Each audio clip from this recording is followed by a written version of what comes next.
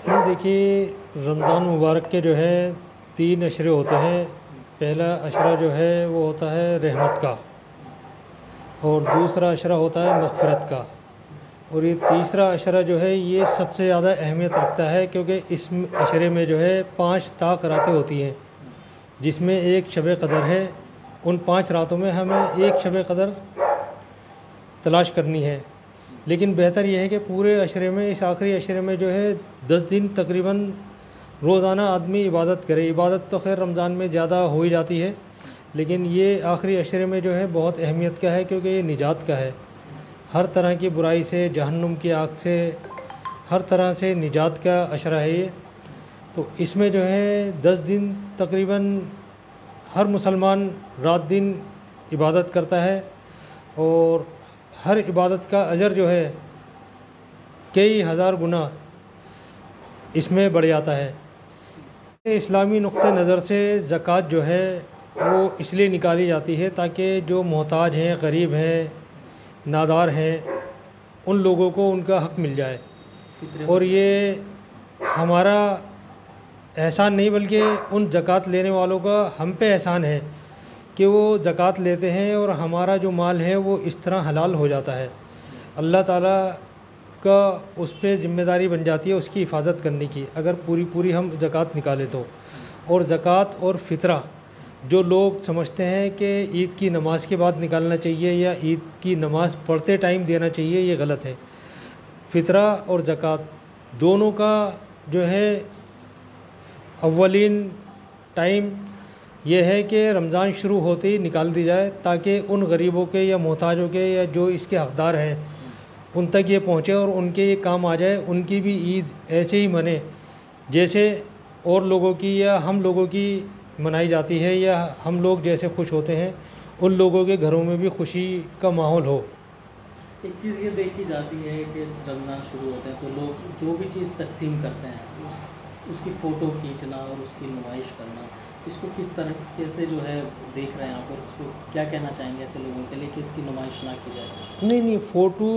جو سامان تقسیم کر رہے ہیں یا جو بانٹ رہے ہیں وہ کہہ سکتے ہیں، وہ اس لیے تاکہ دوسرے لوگوں کو بھی اس کا شوق ہو، پیدا ہو، لیکن دیتے ٹائم، کسی غریب کو دیتے ٹائم اس غریب کی فوٹو ڈالنا وہ سراسر غلط ہے،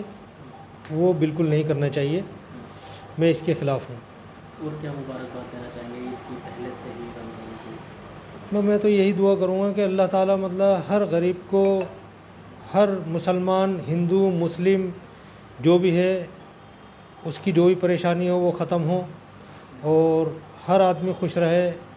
بے روزگاری ختم ہو، اور دکھ بیماری یہ تکلیفیں جو بھی ہوں وہ ان کی ختم ہوں۔ اللہ تعالیٰ سے یہی دعا ہے کہ دیش میں امن و امان رہے، بھائی چارہ قائم رہے، اور جیسے کہ ہماری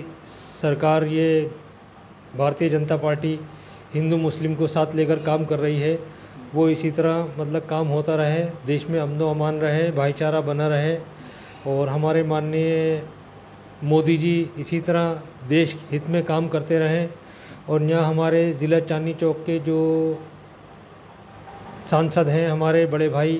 ڈاکٹر ہرش وردھن جی، وہ بھی بہت اچھا کام کر رہے ہیں، وہ بھی تقریباً ہر رمضانوں میں خاص طور سے مسلمانوں کے لیے علاقوں میں، ان کے علاقوں میں جاتے ہیں، ان کی سمسیاں سنتے ہیں، اور صاف صفائی کا بہت اچھا انتظام کر رکھا ہے، جو کہ تقریباً جب سے یہ سانسد بنے ہیں برابر بہت اچھا کام ہو رہا ہے مسلم ایریوں میں بھی۔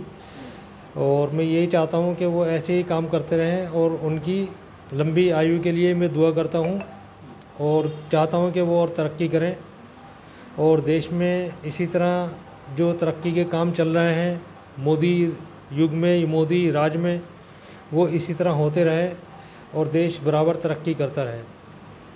آپ سب سے پھر یہی درخواست ہے کہ جہاں تک ہو سکے غریبوں کا بھی خیال رکھیں، اور بہتر تو یہ ہے کہ کسی انجان آدمی کو زکوٰۃ فطرہ دینے سے پہلے اپنے رشتہ داری میں دیکھیں، اور اس کو ایسے دیں کہ اس کو بھی احساس نہ ہو، اس کی کسی طرح اس کی انا کو ٹھیس نہ پہنچے، اس طرح اس کی مدد کریں، ناز وہ نمائش اور اس چیز سے بچیں، کیونکہ اس میں جو ہے پھر جو ثواب ہے وہ آپ کا کم ہو جاتا ہے۔ زکوٰۃ اور خیرات اس طرح دیں کہ سامنے والے کو کسی بھی طرح اس کی انا کو ٹھیس نہ پہنچے.